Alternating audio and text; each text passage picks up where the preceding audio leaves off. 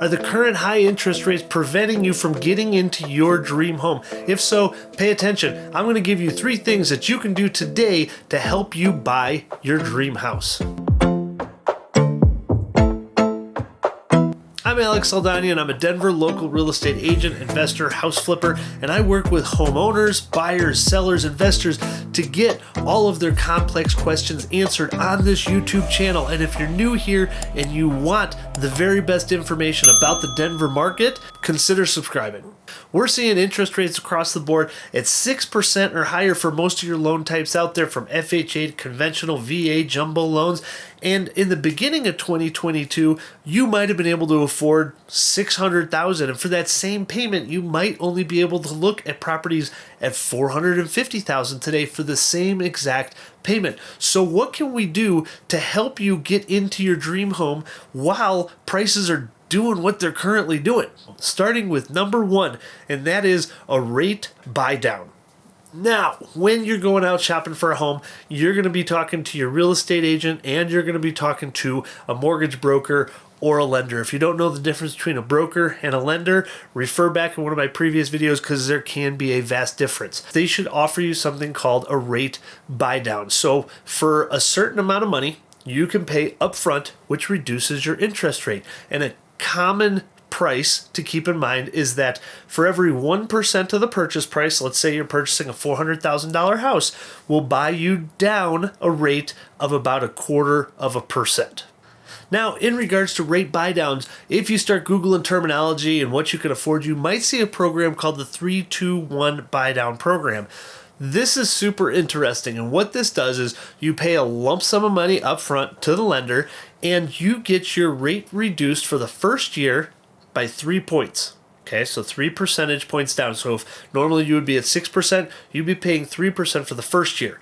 Then in the second year, you get a reduction of 2% off your interest payments, so you'd be paying 4%, and in the third year you get 1% reduced, so you'd be paying 5% in this scenario. So if you think that interest rates are going to go down, which I think is fairly likely, then you can use something like the 3-2-1 buy down program and then refi into a cheaper mortgage if rates do drop back down to 3.5% or so.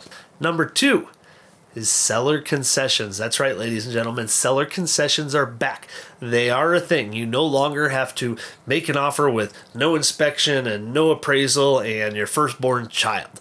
We can go in and actually ask for seller concessions and get that back. Now, to explain a seller concession properly, this was an issue back in 2007, 2008 of what happened with the real estate market and why it was crashing. Because you could go in and ask for a seller concession of $50,000 on a $500,000 house. So you go to the closing table and then the seller would pay you $50,000. However, the house was appraised for $500,000. You got a mortgage for $500,000, and you were getting $50,000 back at the table. Well, that created inflated prices. So since then, what they did was they allowed the buyer to ask for seller concessions, and the seller concession can give up to the closing costs of what their loan is going to be. So let's say you're taking out a loan for $350,000 on a $450,000 house.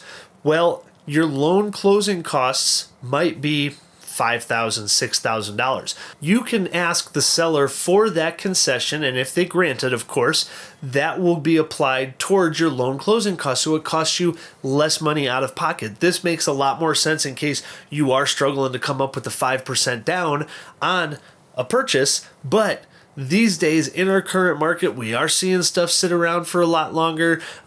There's more negotiating power, and so asking for that seller concession is not out of the question. Number 3, the simplest and easiest way to get into your dream home is to make sure that your buyer's agent is truly negotiating on your behalf.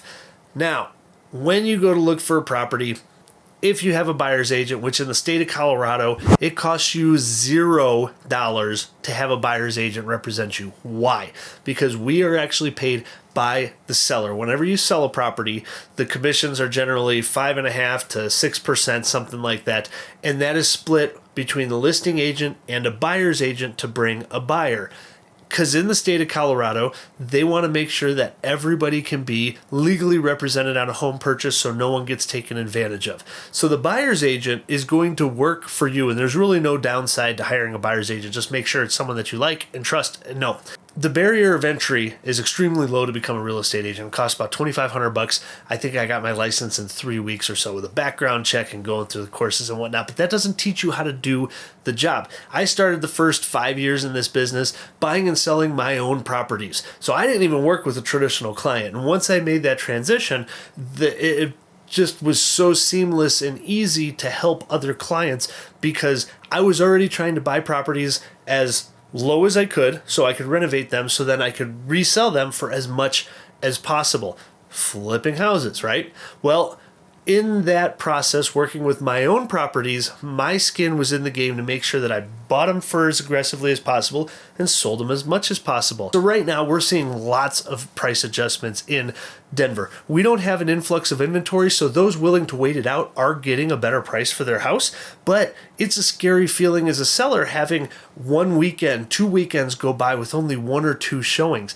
We're seeing accepted prices, stuff on the market for 400, 500,000, getting under contract for 10, 15, even 20% below their current asking price by putting in the work. The offers do have to be clean. The communications have to be good, but negotiating is the easiest yet the most effective way on getting the home of your dreams. You go in, ask for seller concessions, see if they'll pay for a 3-2-1 buy down program so you can get in at 3% for the first year, hoping that interest rates are going to drop. You have the ability to ask for that. Go in 20, 30, 40 grand under. Let's see if they counter offer and see if, we're playing the right game here. At the end of the day, don't be afraid to negotiate. Act within reason, be respectful about everything, and make sure that everybody is nice up front because stuff's going to go wrong on the transaction further down the line. You might as well be nice up front because inspection's going to happen. Everybody loves each other in the beginning of the deal. By the end of the deal, most people are ready to pull each other's hair out. And that, honestly, I think is one of our biggest job descriptions is just making sure we keep everybody's emotions at bay. The seller wants to sell. The buyer wants to buy. Let's get everybody to the closing table in an efficient manner. Now, if you're on the fence about buying, I don't blame you. We might be in this for another 6 months or a year, but let's talk about the pros and cons if you did decide to pull the trigger right now because your kids are starting school, you want in a better school district. Here's the scenario, and we went through it in 2007, 2008. So we're already down 10, 15% in price. How much further down can we go? Another 10, 15%? That would almost match what happened in 2008. And we're not in the same environment as 2008. So let's say we do adjust by a full 30%. Let's take the world is on fire scenario. You buy today, prices drop another 15%. Well, if you're planning on staying in this house for more than 3 years, the market's going to rebound and interest rates will likely get better. You can refi into a lower payment. Prices may then rebound. If you're in the house for a handful of years, you just kind of ride out the storm a little bit as long as you're fine making that monthly payment. Well, what happens if the market goes up? If we are at the bottom, well, then it goes up and you're gaining equity and hopefully interest rates drop in the future and you can refi into a lower rate. But either way, rents right now are still really high. We don't have a huge surplus of employees right now or people looking for work. So until we have a drastic change in the job market, I think numbers are going to stay the same. Rents are going to stay strong. We're not going to have to stress landlords and we're not going to have a huge flux of inventory. And as always, I'm here if you got any questions. Feel free to reach out. And until the next time, happy housing.